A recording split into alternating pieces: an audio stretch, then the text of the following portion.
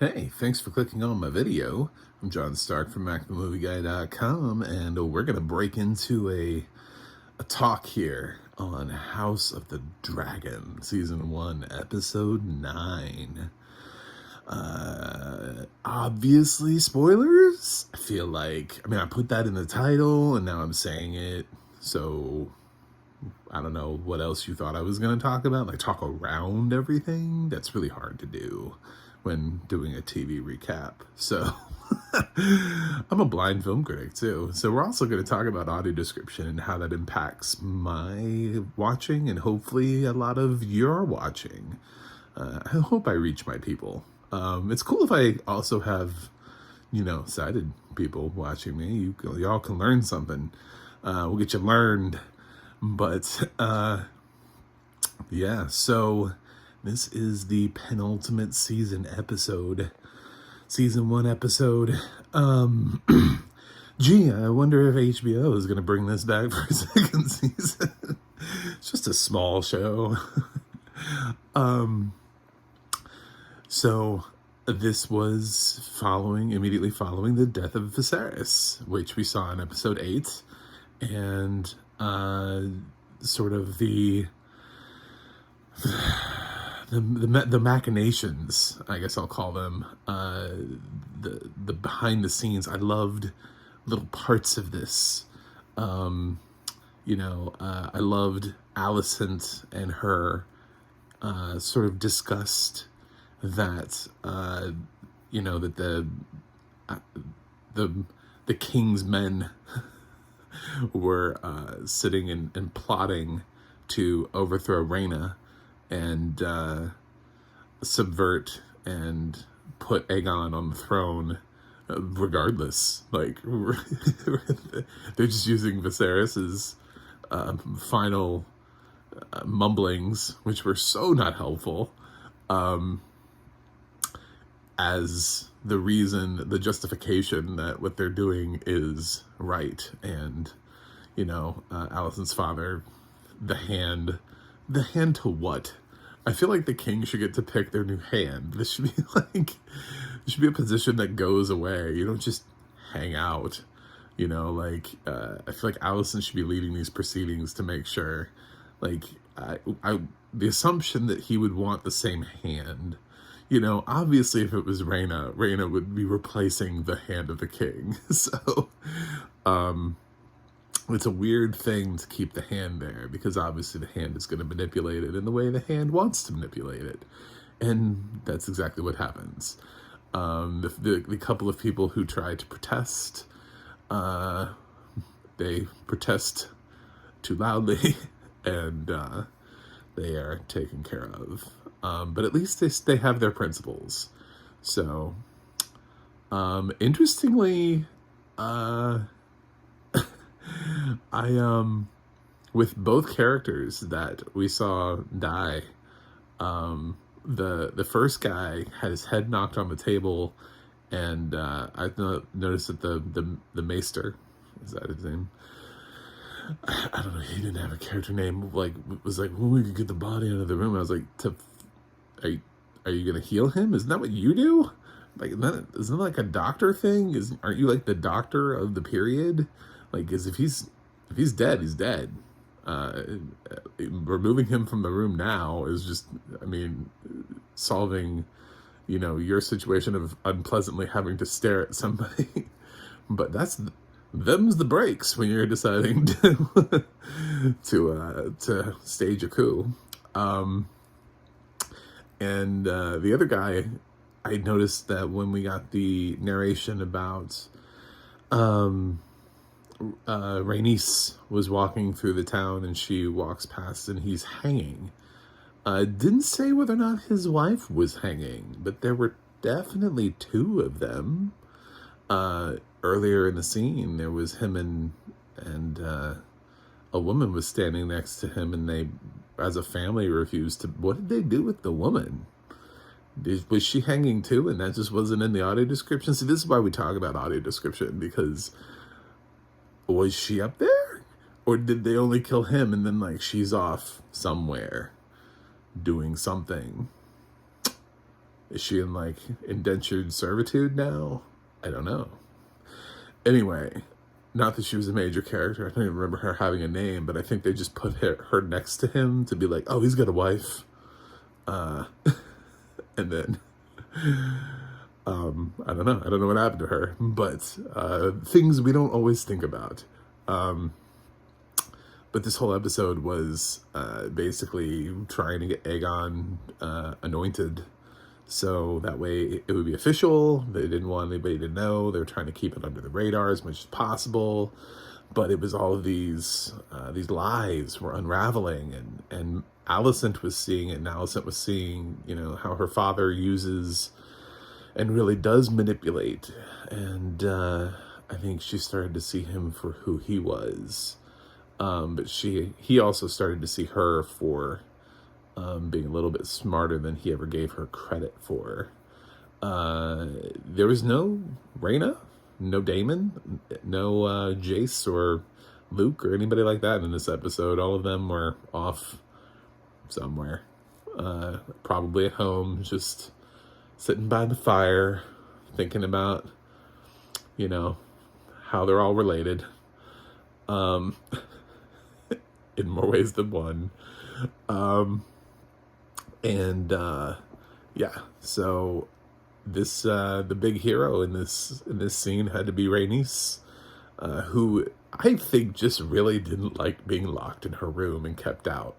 To be totally honest, I have a feeling that if Alicent had come to Rhaenys earlier on in the process and not locked her in her fucking room, this would not have happened. This is a woman who does not and will not be put down.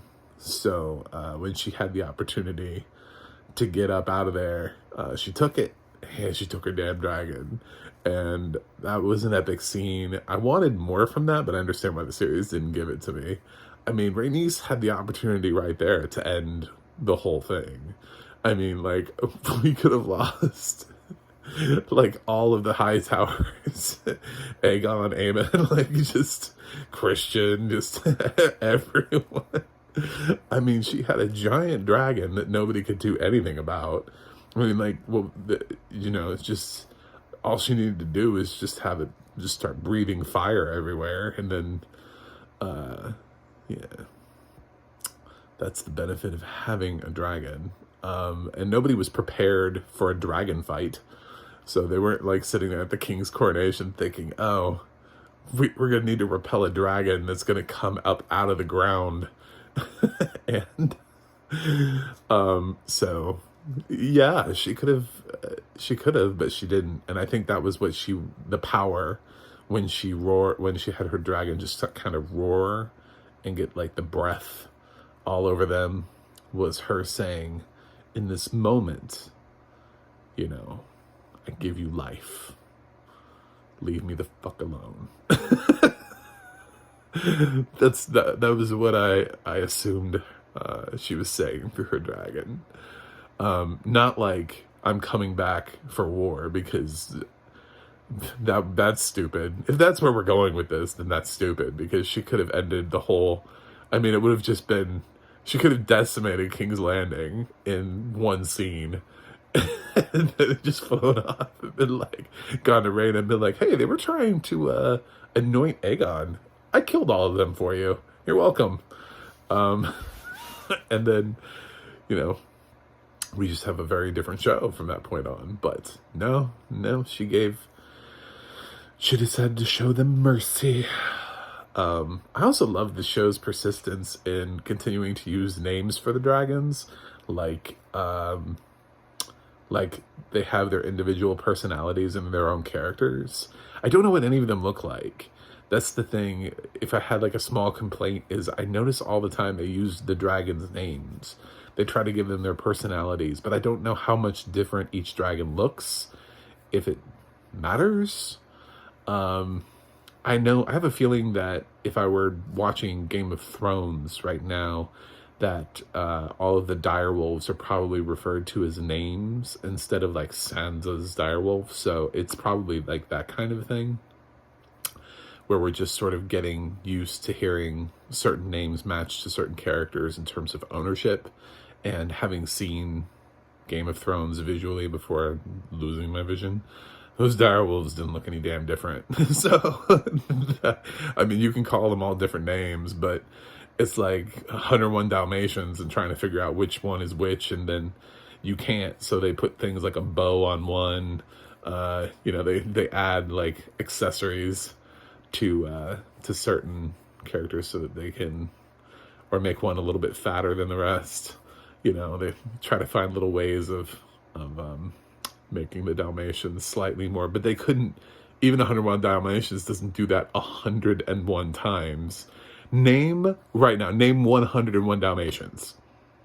You can't. No one can. It is an impossibility because even Dodie Smith didn't bother to do that.